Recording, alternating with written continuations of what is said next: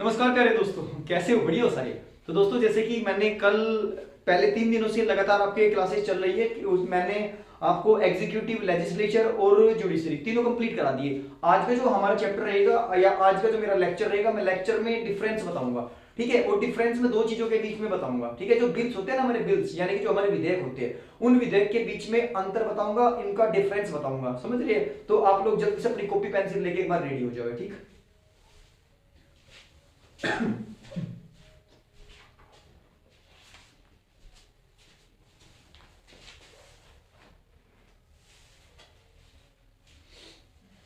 ठीक है भाई, और नोट करना शुरू कर दे। क्वेश्चन नंबर फर्स्ट है आपका, इंपोर्टेंट क्वेश्चन है मेरे भाई। ठीक है, लिखो what is the difference, what is the difference, what is the difference between, what is the difference between ordinary bill, ordinary bill and money bill, money bill. Hindi में लिखो साधारण विधेयक, साधारण विधेयक, साधारण विधेयक एवं धन विधेयक, धन विधेयक में अंतर स्पष्ट करो या अंतर बताओ। आपसे डिफरेंस पूछा जाएगा, what is the difference between ordinary bill and money bill, यानी कि ऑर्डिनरी बिल क्या होता है, कैसे इसकी प्रोसेस होती है, सारी चीजें मैंने पहले बता रखी है आपको। आज के इस लेक्चर में हम डिस्कशन करेंगे इन दो बिलों के बीच में। ठीक है, इससे आगे भी है और इससे आगे आपका फाइनेंशियल बिल और अमेंडमेंट बिल होगा। ठीक है, ये ध्यान रखना। तो यहाँ पे हम दोनों को लेकर चलेंगे एक साथ, आप दो कॉलम बना लो। ठीक है, सबसे पहले इधर ऐसे पार्टीशन कर दिया, करने के बाद इधर लिखो, सबसे ऊपर हेडिंग डालो अपनी, और हेडिंग डाल के लिखो कौन सा, ऑर्डिनरी बिल, ऑर्डिनरी बिल यानी कि साधारण विधेयक, साधारण विधेयक। इधर लिखो मनी बिल, मनी बिल यानी कि धन विधेयक,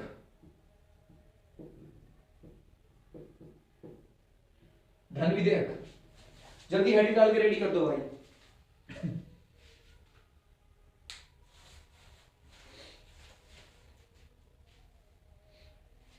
एक बार देखना सब सही आ रहा है। ठीक है, नहीं नहीं कोई दिक्कत नहीं है, सही है भाई, इतना तो होना भी चाहिए। अब लिखते चलेंगे। सबसे पहले ऑर्डिनरी बिल के कुछ फैक्ट है वो मैं लिखवाऊंगा, उसके बाद मनी बिल के फैक्ट लिखवाऊंगा। दोनों के दोनों बिल्कुल साफ सुथरे, नीट एंड क्लीन होने चाहिए, एकदम बिल्कुल स्पष्ट दिखने चाहिए। ठीक है, तो ऑर्डिनरी बिल के कुछ पॉइंट्स है मेरे भाई, उन पॉइंट्स को आप लोग लिखना शुरू करो। पॉइंट नंबर फर्स्ट लिखो, presented of either, presented of either, presented presented of either of the, either of the house of parliament, house of the parliament। लिखो इसे संसद के किसी भी, इसे संसद के किसी भी सदन में, किसी भी सदन में पेश किया जा सकता है, पेश किया जा सकता है। दूसरा पॉइंट लिखो, देखो इसे तो संसद के किसी भी सदन में पेश करता है ऑर्डिनरी बिल को। इधर लिखो मनी बिल को, मनी बिल के अंदर पॉइंट फर्स्ट लिखो मेरे भाई, presented in Lok Sabha, presented in Lok Sabha, केवल, केवल लोकसभा में, केवल लोकसभा में पेश किया जाता है, पेश किया जाता है। सबसे बड़ा डिफरेंस तो यही है, यानी कि ऑर्डिनरी बिल किसी भी हाउस के अंदर अप्लाई कर सकते हैं और मनी बिल केवल और केवल लोकसभा के अंदर अप्लाई करना होगा। समझ रहे? उसके बाद देखो second point, permission of, permission of president, permission of president is not required. लिखो इसमें राष्ट्रपति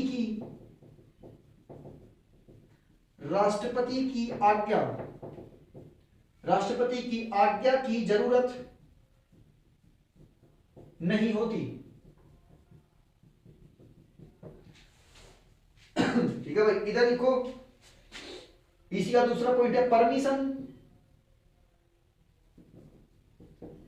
परमिशन ऑफ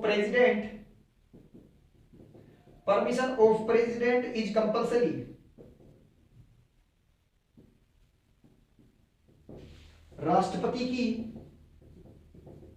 राष्ट्रपति की आज्ञा जरूरी होती है।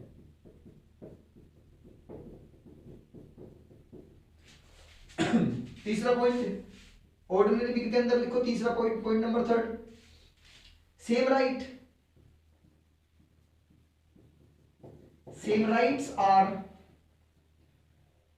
Same rights are there for Lok Sabha, same right are of Lok Sabha and Rajya Sabha.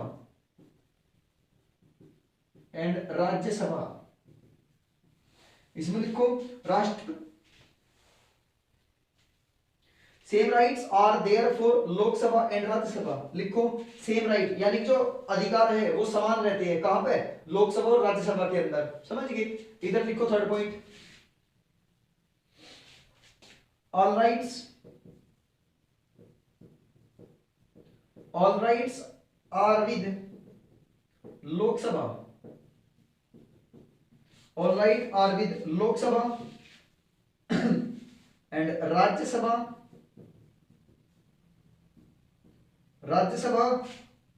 only 14 days,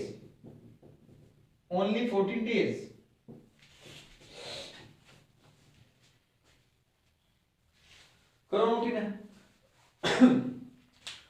ordinary bill और मनी बिल में अंतर क्या है? ऑर्डिनरी बिल में presented of either of the, ordinary bill को संसद के किसी भी सदन में पेश किया जा सकता है, मनी बिल को केवल और केवल लोकसभा में पेश करेंगे। ठीक है, उसके बाद दूसरा, इसमें ऑर्डिनरी बिल के लिए राष्ट्रपति की अनुमति जरूरी नहीं है, लेकिन मनी बिल धन विधेयक के लिए राष्ट्रपति की परमिशन लेनी जरूरी होती है।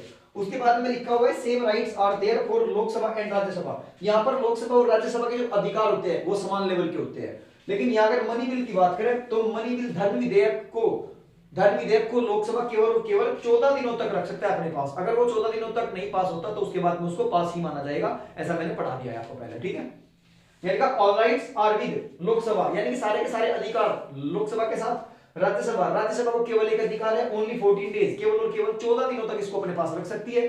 14 दिनों के बाद इसको कंपलसरी अप्लाई कर दिया जाएगा, यानी कि खुद ही लागू माना जाता है। ठीक है, नोट करो।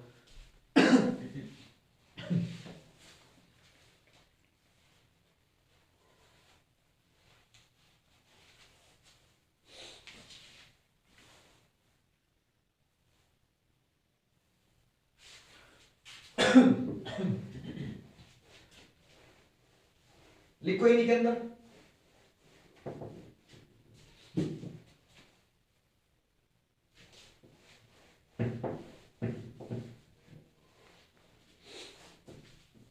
लिखो भाई फोर्थ राइट लिखो, जॉइंट सेशन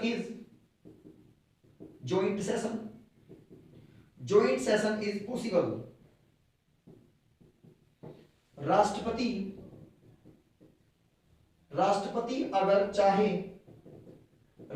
अगर चाहे तो संयुक्त सत्र या अधिवेशन, संयुक्त सत्र बुला सकता है।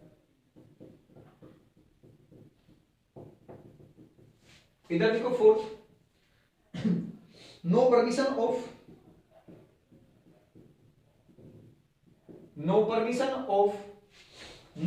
Of joint session,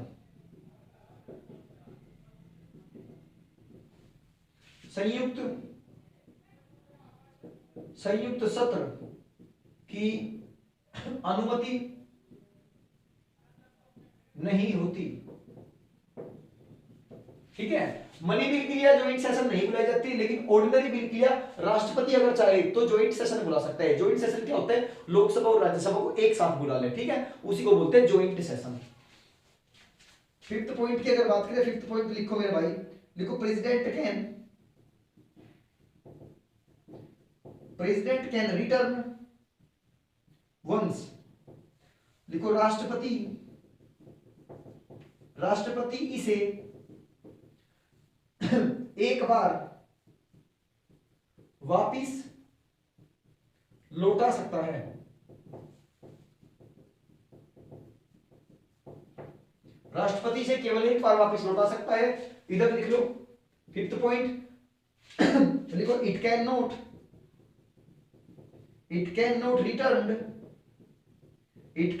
return bye the president.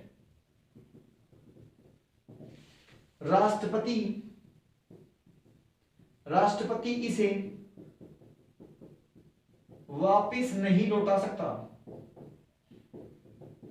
यानी कि मनी बिल पर साइन करने ही करने होते हैं, प्रेसिडेंट को कंपलसरी होता है। मनी बिल को प्रेसिडेंट वापिस नहीं लौटा सकता, मनी बिल पर सस्पेंसरी वीटो नहीं लगती, मनी बिल पर पॉकेट वीटो नहीं लगती। ये सारी वीटो, 3 तरह की वीटो पावर पढ़ाई थी मैंने प्रेसिडेंट की, आपको ध्यान होना चाहिए इतनी बात, ठीक है। एक बार रिवाइज कर लो, देख लो कहां पे लिखवाई थी। President, the powers of president लिखवाई थी ना, उसी के अंदर थी वीटो पावर, ठीक है, विधेय शक्ति।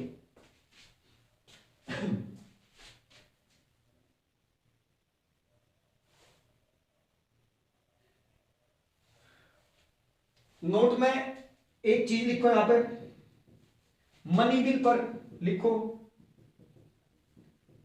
मनी बिल यानी कि धन विधेयक पर सबसे ज्यादा शक्ति, धन विधेयक पर सबसे ज्यादा शक्ति लोकसभा की होती है।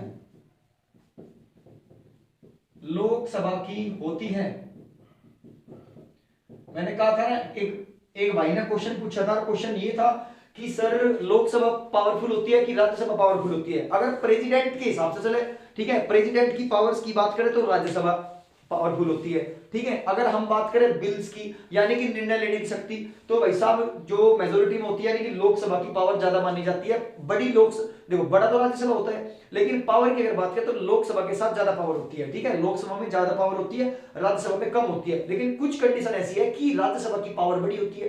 भाई प्रेसिडेंट को कौन हटाते हैं, राज्यसभा वाले, प्रेसिडेंट को कौन बनाते हैं, राज्यसभा वाले, तो यानी कि राज्यसभा की पावर ज्यादा होगी।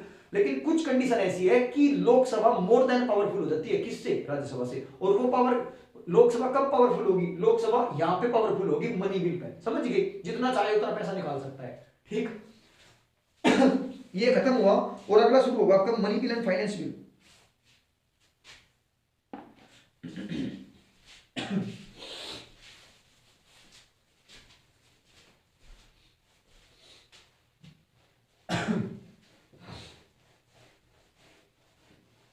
क्वेश्चन नंबर 2 डाल लो अपना, बहुत बढ़िया बेहतरीन टॉप लेवल के क्वेश्चन है मेरे भाई।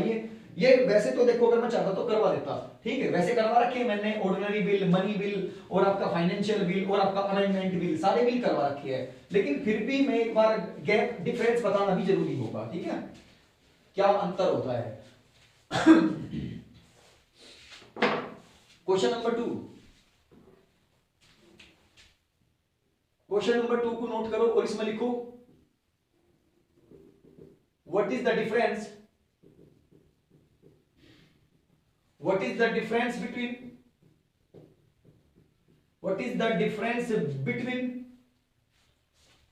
देखो, हाँ क्या ये लाइट थोड़ी नीचे कर, और नीचे कर, ठीक है। what is the difference between money bill and financial bill? Hindi में लिखो इसको, धन विधेयक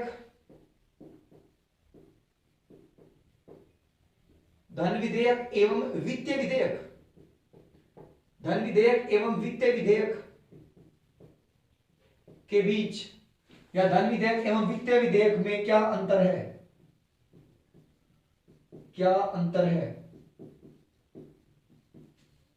ठीक है भाई, नोट कर दो क्वेश्चन जल्दी से। और वही काम करना, क्या करना, पार्टीशन करना अपने पेज का, ऐसे यहां से और इधर हेडिंग डाल के लिख दो आपका मनी बिल, मनी बिल यानी कि धन विधेयक, धन विधेयक। इधर हेडिंग डाल के लिखो फाइनेंशियल बिल, फाइनेंशियल बिल यानी कि वित्तीय विधेयक,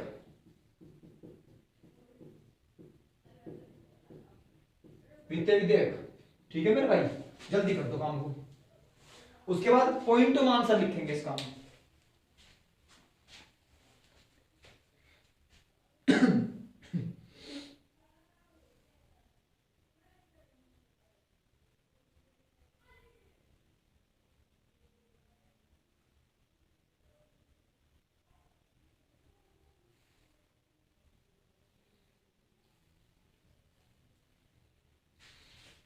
लिखो मनी बिल में पॉइंट लिखते चले जाना। Every money bill, every money bill is a financial bill, every money bill is a financial bill. लिखो प्रत्येक, प्रत्येक धन विधेयक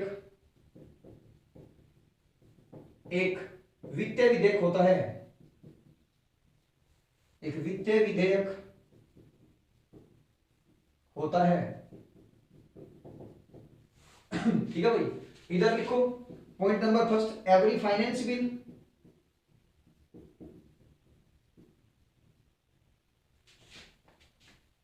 every financial bill is not a money bill, is not a money bill.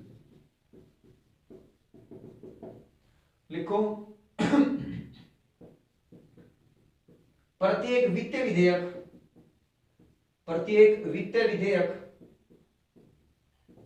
प्रत्येक वित्तीय विधेयक एक धन विधेयक नहीं होता, धन विधेयक नहीं होता। यानी कि जितने भी मनी बिल होते हैं सारे के सारे धन विधेयक होते हैं। यानी कि मनी बिल क्या होता है, मनी बिल धन विधेयक। जितने भी मनी बिल होते हैं सारे फाइनेंशियल बिल होते हैं, लेकिन कोई भी फाइनेंशियल बिल मनी बिल नहीं होता, ये ध्यान रखना भाई। सारे मनी बिल फाइनेंशियल बिल होते हैं, लेकिन फाइनेंशियल बिल जरूरी नहीं है मनी बिल हो। ठीक है, ये ध्यान रखना। दूसरा पॉइंट लिखो इसमें।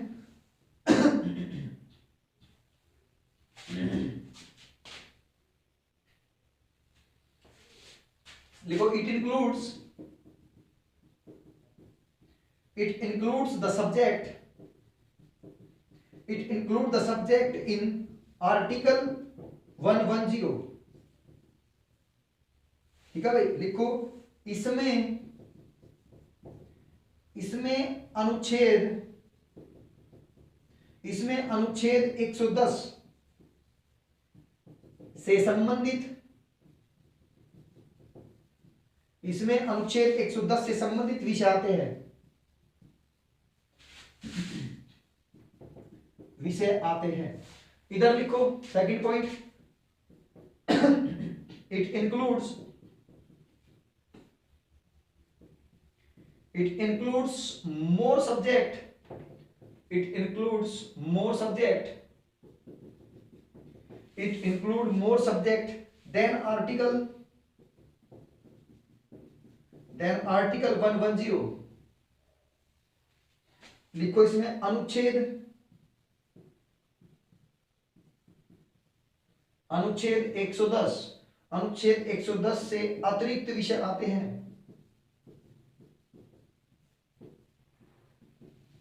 अतिरिक्त विषय आते हैं।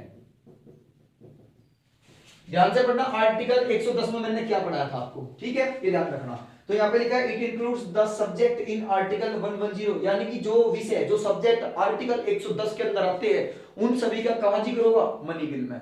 और कुछ सब्जेक्ट ऐसे हैं जो आर्टिकल 110 यानी कि 110 में नहीं आते, उनका जिक्र कहां करेंगे, उनका जिक्र करेंगे फाइनेंशियल बिल में। ठीक है, वित्तीय विधेयक में। तीसरा पॉइंट नोट डाउन करो मेरे भाई,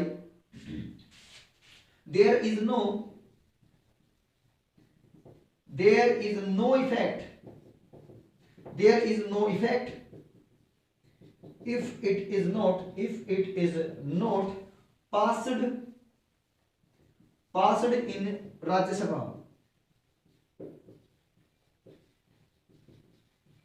ठीक है भाई। लिखो अगर राज्यसभा से इसे, अगर राज्यसभा से इसे स्वीकृति नहीं मिलती, अगर राज्यसभा से इसे स्वीकृति नहीं मिलती, तो इस पर कोई प्रभाव, तो इस पर कोई प्रभाव नहीं पड़ता, ठीक है भाई। इधर देखो तीसरा पॉइंट देखो, लिखो इट मस्ट बी पास्ड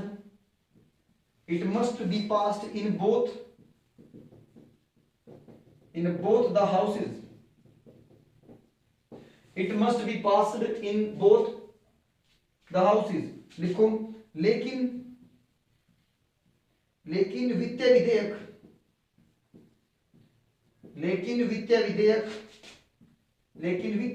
को दोनों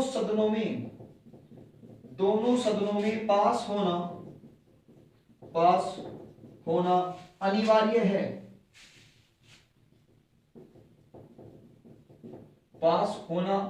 है, ठीक है मेरे भाई। कंप्लीट कर दो। एक बार ध्यान लगाओ कि सारा मैंने कहा था मनी बिल और फाइनेंशियल बिल में अंतर बताओ, ठीक है। इतने तो कहा, यहां पे लिखा है every money bill is a financial bill. जितने भी मनी बिल होते हैं सारे क्या होते हैं, फाइनेंशियल बिल होते हैं, यानी कि जितने भी धन विधेयक होंगे वो अपने आप में वित्तीय विधेयक जरूर होंगे। उसके बाद दूसरा, it includes the subject in article 110, यानी कि अनुच्छेद 110 के अंदर जो विषय है वो कहां होंगे, वो मनी बिल में होंगे। और अनुच्छेद 110 में जो विषय नहीं है, जो सब बाहर के विषय है, वो कहां पाओगे, फाइनेंशियल बिल यानी कि वित्तीय विधेयक के अंदर आओगे, ठीक है। उसके बाद लिखा है there is no effect if it is not passed in Rajya Sabha. अगर राज्यसभा में इसे स्वीकृति नहीं मिलती, इस पर कोई प्रभाव नहीं पड़ता, यानी कि मनी बिल अगर राज्यसभा पास न करे तो भी कोई दिक्कत नहीं है, मनी बिल ऑटोमेटिक पास मान लिया जाएगा, ठीक है। लेकिन अगर फाइनेंशियल बिल की बात करें, वित्तीय विधेयक की, तो ये दोनों सदन मिलकर पास करें इसको, ठीक है। लिखा हुआ है it must be passed in both the houses, लेकिन वित्तीय विधेयक को दोनों सदनों में पास होना अनिवार्य है, ठीक है। यानी कि फाइनेंशियल बिल तो दोनों सदन मिलकर पास करेंगे और मनी बिल केवल लोकसभा पास करेगी, समझ गए। राज्यसभा का इसमें इंटरफेयर है ही नहीं। अगर करना भी चाहोगी तो भी पास ही माना जाएगा, अगर नहीं भी करना चाहोगी तो भी पास माना जाएगा, ठीक है। ये ध्यान रखना, नोट कर दो जल्दी। कट रहा है सर भाई, 1 सेकंड दे दो बस।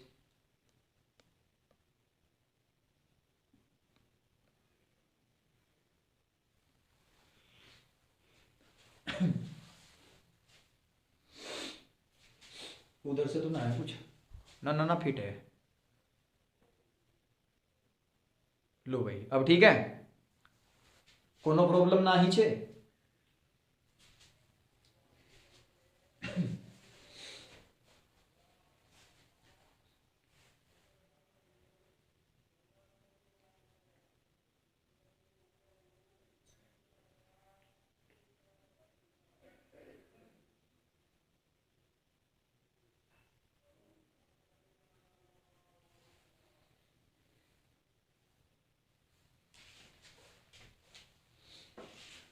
लिखो भाई, 4th पॉइंट लिखो। बहुत अच्छी पॉलिटी करा रहा हूं, ठीक है। ईमानदारी का इतना बढ़िया ये वीओडी बैच लेकर आऊंगा, वीडियो ऑन डिमांड, वीओडी की फुल होती है वीडियो ऑन डिमांड। बहुत अच्छा बैच है वास्तव में, और आप कंप्लीट पॉलिटी पढ़ लोगे। ये जो आज की डेट में ये वीडियो जो लेक्चर रिकॉर्ड हो रहे हैं ना मेरे भाई, कई साल तक यही रिपीट होंगे। इनमें ही हम कुछ क्वेश्चंस बढ़ाएंगे एमसीक्यू बेस्ड वाले, ठीक है, और नए नए टॉपिक हम इनमें ऐड करते चले जाओगे।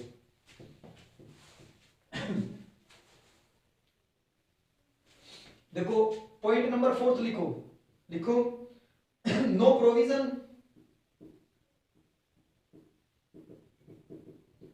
Provision of joint session. लिखो no provision of joint session, यानी कि संयुक्त सत्र का प्रावधान नहीं है, ठीक। इधर लिख लो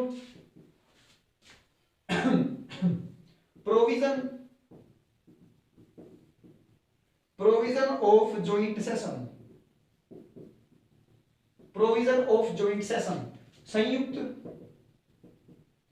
संयुक्त सत्र का प्रावधान होगा, संयुक्त सत्र का प्रावधान है या होगा। ठीक है, यानी कि मनी बिल के लिए हम जॉइंट सेशन नहीं बुला सकते, केवल लोकसभा से काम चल सकता है, लेकिन फाइनेंशियल बिल के लिए हम जॉइंट सेशन बुला सकते हैं। हम कौन, यानी कि राष्ट्रपति, प्रेसिडेंट बुला सकता है। लोकसभा में होता है मनी बिल पेश, और लोकसभा में जॉइंट सेशन यानी कि राष्ट्रपति जॉइंट सेशन मनी बिल पर नहीं बुला सकता, अधिकार नहीं है। प्रेसिडेंट मनी बिल पर जॉइंट सेशन नहीं बुला सकता, लेकिन फाइनेंशियल बिल यानी कि वित्तीय विधेयक पर प्रेसिडेंट अगर चाहे तो जॉइंट सेशन बुला सकता है। लिखा हुआ है no provision of joint session, संयुक्त सत्र का प्रावधान नहीं होगा। और फाइनेंशियल बिल की अगर बात करें तो प्रोविजन ऑफ जॉइंट सेशन यानी कि संयुक्त सत्र का प्रावधान है। ठीक मेरे भाई, उसके बाद दूसरा पॉइंट लेते हैं। दूसरा पॉइंट लिखो इसके अंदर, president can not, President cannot return, President cannot return it once, it once लिखो, राष्ट्रपति इसे, राष्ट्रपति इसे पुनर्विचार, राष्ट्रपति इसे पुनर्विचार के लिए नहीं लौटा सकता, नहीं लौटा सकता। ठीक है भाई, इधर लिख लो। दूसरा पॉइंट है it can be return, it can be return once, it can be return once by the president, by the president लिख लो। इसे पुनर्विचार के लिए, इसे पुनर्विचार के लिए राष्ट्रपति एक बार वापिस लौटा सकता है, लौटा सकता है। ठीक है मेरे भाई, ये आपके हो गए। मैंने डिफरेंस बताया था मनी बिल और फाइनेंशियल बिल में। एक बार ध्यान दो, मनी बिल की अगर बात करें तो संयुक्त सत्र का प्रावधान नहीं होता, और फाइनेंशियल बिल की अगर बात करें तो राष्ट्रपति चाहे तो संयुक्त सत्र जॉइंट सेशन बुला सकता है। अगर बात करें मनी बिल की, तो मनी बिल राष्ट्रपति इसे पुनर्विचार के लिए वापस नहीं दे सकता, मनी बिल पर कोई सी भी वीटो नहीं लगती, ध्यान रखना एक बात। अगर फाइनेंशियल बिल की बात करें तो financial bill pay president veto power का यूज कर सकता है, पॉकेट वीटो भी लगा सकता है, सस्पेंसरी वीटो भी लगा सकता है। ठीक है, ये ध्यान रखना। It can be return once by the president, इसको राष्ट्रपति द्वारा एक बार पुनर्विचार के लिए लौटाया जा सकता है, लेकिन दोबारा अगर आ गया तो दोबारा नहीं लौटा सकता, केवल और केवल एक बार ही लौटा सकता है। समझ गए, ध्यान रखना ये चीजें। यहाँ पे प्रेसिडेंट की वीटो जो होती है, वीटो पावर यानी कि विधेय शक्ति, वो अड़ेगी। इनमें तो कोई नहीं लगती, लेकिन फाइनेंशियल बिल पर लगती है। प्रेसिडेंट की वीटो किस पे काम नहीं करती, मनी बिल पर काम नहीं करती मेरे भाई। बाकी तीन बिल होते हैं, ऑर्डिनरी बिल, अमेंडमेंट बिल और फाइनेंशियल बिल, इन पर काम करती है। ऑर्डिनरी बिल पर भी काम करेगी, फाइनेंशियल बिल पर भी काम करेगी, और आपका जो अमेंडमेंट बिल है, संशोधन विधेयक, उस पर भी काम करेगी। लेकिन मनी बिल पर प्रेसिडेंट की वीटो पावर नहीं काम करती। मनी बिल में सारे के सारे डिसीजंस कौन लेता है, लोकसभा लेती है। ठीक है, ज्यादातर डिसीजन लोकसभा ही लेती है आपके।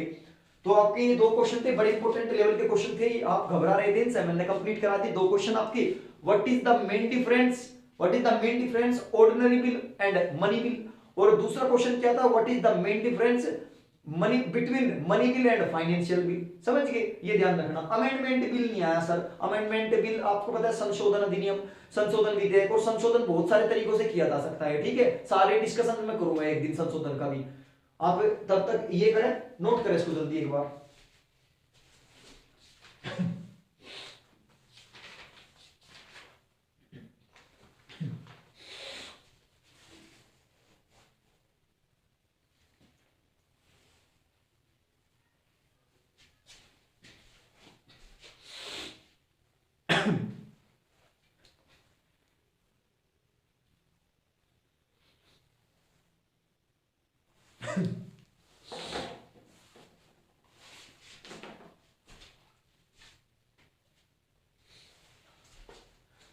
हो गया दोस्तों, देखो आज की इस क्लास को, इस लेक्चर को मैं यहीं पे विराम देता हूं। कल जो मैं लेक्चर, ये छोटे छोटे लेक्चर है, काफी 30-30 मिनट के लेक्चर हो गए ये, इनका एम केवल और केवल इतना है जो छोटी छोटी सीक्वेंस में चीजें है वो आपकी समझ में आ जाए। मेरा पर्पस ये भी नहीं है कि मैं 3 घंटे लगातार वीडियो बनाकर 3 घंटे क्लास अपलोड कर दूं, 3 घंटे आप लोगों को बेवकूफ बनाऊं, ऐसा बिल्कुल भी नहीं है। आपको जितना आपके दिमाग में अच्छे से सेट हो जाए उतना कर लो, कोई दिक्कत नहीं। कल हमारा एक नया टॉपिक रहेगा एनुअल फाइनेंशियल, ठीक है, ये हमारा टॉपिक जो रहेगा annual financial statement of union, annual financial statement of union रहेगा, यानी कि संघ का वार्षिक वित्तीय विवरण। और इसी के अंदर आप लोग बजट पढ़ोगे, बजट, और बजट के बारे में 2-4 बात और भी पढ़ोगे। वैसे बजट जो है ना वो इकोनॉमिक्स का वर्ड है, इकोनॉमी के अंदर डिस्कशन करेंगे इसका। और इकोनॉमिक्स की मैं लगभग 1-2 दिन में क्लास लूंगा, ठीक है, डेमो के रूप में, और वो लूंगा, उसमें आप लोग इंक्लूड हो जाना। और मैं बता रहा हूँ सैटरडे में तो नहीं, लेकिन संडे में मैं आपकी 5 बजे क्लास लूंगा। ध्यान रखना इस चीज को, संडे में 5 बजे क्लास होगी, लाइव होगी, पीएसएस होगा। अब तक आपने जितना कुछ पढ़ दिया उसका पीएसएस कराऊंगा मैं आने वाले संडे को, ठीक है, ये ध्यान रखना। संडे में 5 बजे लाइव आना ना भूलें, लाइव बने रहे, ठीक। और भाई कोऑपरेट करें और अपना आराम से पढ़े, बैठ कर पढ़ेगा, ठीक है। तब तक के लिए नमस्कार, जय हिंद, जय भारत।